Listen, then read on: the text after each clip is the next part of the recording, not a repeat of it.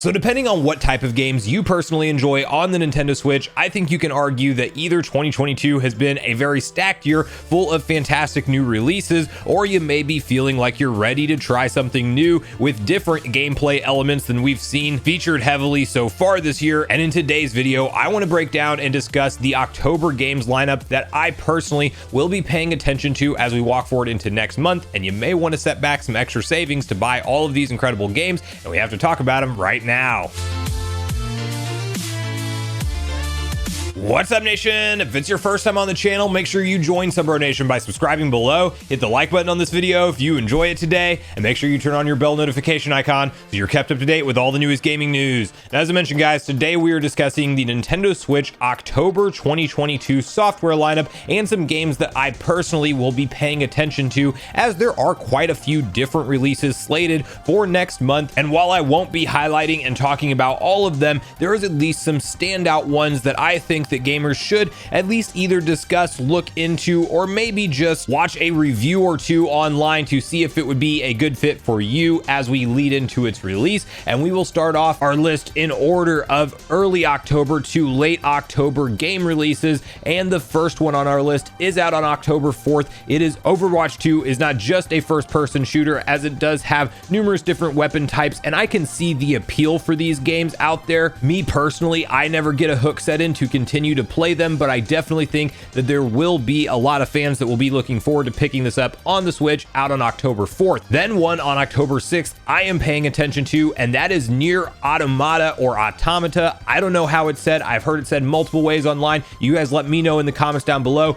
but this is a very interesting action RPG from Platinum Games and Square Enix. And while it is only making its debut on the Nintendo Switch, as this was previously an Xbox One and PS4 game, it definitely looks like it has a lot of interesting combat tactics, as well as a mix of some classical core RPG elements. And from everything I've seen online and people talk about it, it seems like this game is kind of a jack of all trades in terms of how you play the game, and it really does offer an interesting variety of different gameplay mechanics to experience throughout, as well as a good story and standout boss battles. So I have my eyes on this one. I will be planning on picking this up on October 6th when it launches on the Nintendo Switch. Now, just the next day on October 7th, we have a couple different games to talk about. First up, No Man's Sky is coming to the Nintendo Switch. While this game was originally not received very well to its initial user base, really having a barren world with players complaining of not much to do, not a whole lot of reason to continue to traverse and explore in the game, apparently this has gone through a rigorous update schedule and has now become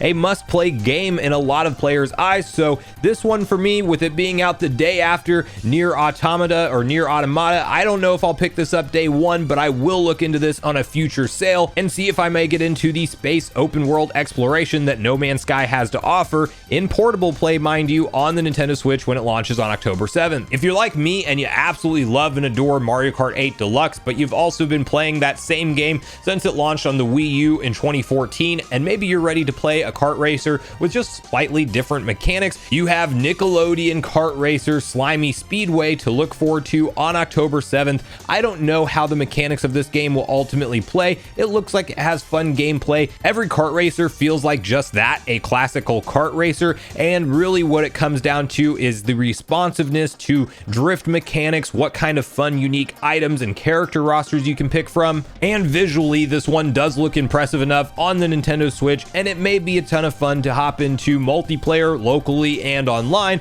so it's worth paying attention to if you are a fan of Mario Kart but ready for something slightly different. However, similar to all these Smash clones that are out there that we see come out in trying to essentially take another stab at that platformer action fighter genre, similar to that, kart racers just can't quite seem to figure out the magic that Mario Kart, that franchise, has created. So I am cautiously optimistic about this Nickelodeon Kart Racers. I may or may not check it out when it launches on October 7th on the Nintendo Switch. Xenoblade Chronicles 3 Expansion Pass Wave 2 does launch on October 13th. For Xenoblade Chronicles 3 fans that have already purchased the expansion pass, go in there and check out the new items, accessories, clothings, heroes, challenging battles, new story scenarios. So if you are ready to play more Xenoblade Chronicles 3, and maybe you're somebody who's already put that 100+ hours into the game that it typically really takes to fully explore everything, and you want more, you will get more on October 13th when Wave 2 hits the expansion pass on Nintendo Switch. On October 14th, we have a game by the name of Dragon Ball The Breakers that is launching, which is an interesting spin in the Dragon Ball universe of games, as this is claimed to be a story-driven survival type game. And I will say that the cutscene graphics look absolutely beautiful, and being a fan of the Dragon Ball universe, I definitely do pay attention to new takes on these games that aren't just traditional either fighter style games or your classical play through the entire Dragon Ball Z sagas and relive the anime but in a video game form. While this does definitely take story elements from the anime, it also seems like it may be something entirely different, and you are just going to strategically have to dodge roll your way out of harm's way while doing whatever it takes to survive. And whenever you're looking at the in-game graphics on this thing, it does look like it's more on the simple side. I am cautiously optimistic that this will have something to offer and hook me in. I may check it out on a sale, I may check it out at launch, but Dragon Ball The Breakers will be out on October 14th on all platforms, including the Nintendo Switch. A Plague Tale Requiem is one that I would be hyped to check out on the Switch. However, it is releasing as a cloud game, and if you know me and you've been around on the channel for a while, it doesn't matter if you have the best internet. I am not a fan of cloud games. Nintendo specifically, whatever infrastructure they are using for the Switch, it is not an enjoyable experience. This game is out on other platforms, so if you want to check it out on those, I may recommend it, and I may do the same on the PS5 version of the game. But this is one that,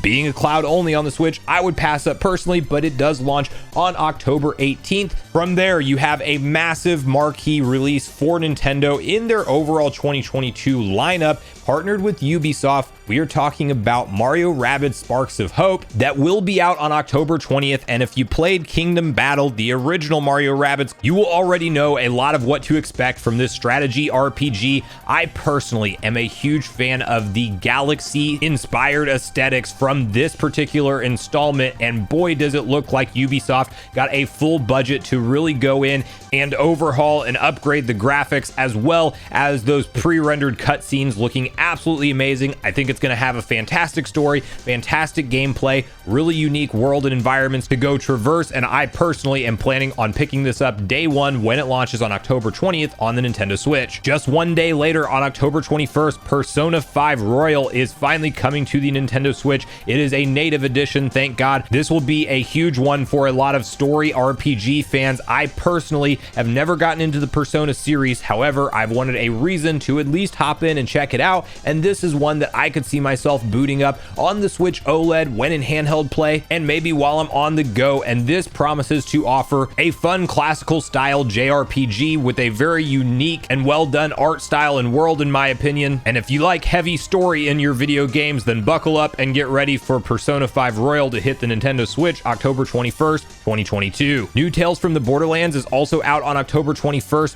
one for the Borderlands fans out there. This is a spin-off title claimed to be a narrative-driven adventure. I personally could take or leave this game. I don't know if I may pick it up on a lower cost sale one day, but from everything I've seen in the trailer so far, while it does look interesting, especially if maybe you are a hardcore Borderlands fan, for me, I could take or leave this one. I may or may not check it out in the future, but that is out also on October 21st, the same day as Persona 5 Royal. Now, Resident Evil Village will also be hitting the Switch in October. The same scenario as previously mentioned. It is a cloud game, meaning for me personally, I would play this any other way before paying full price for something that will ultimately be a subpar way to experience the game, but that is also slated for an October release for Nintendo Switch. If that is your only way to play it and you are really itching to have that Resident Evil Village experience, then that would be a game that you could look into on October in 2022. Now, closing out our list today, and by far and away my number one most hyped release for October 2022, is absolutely Bayonetta 3.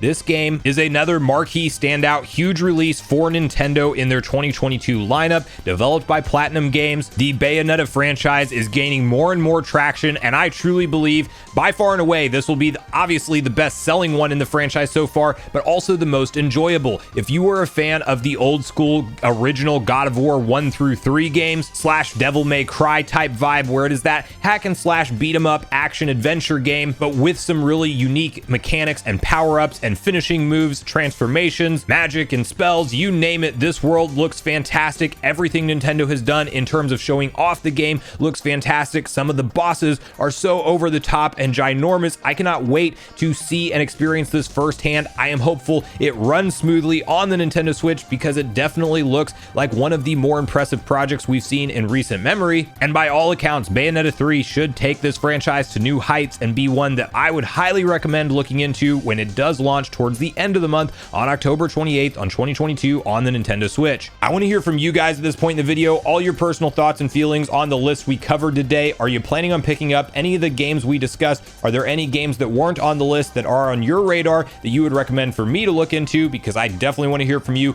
in that case as well. So regardless of your thoughts and feelings on everything we talked about today, I do look forward to hearing from you all in the comments down below before you leave the video, as I do look forward to getting a back and forth conversation started with you all around these topics. Go watch the weekend video next if you haven't already, which is on screen right now. Also make sure you like, subscribe, turn on your notification bell, and I will see you guys in the next video.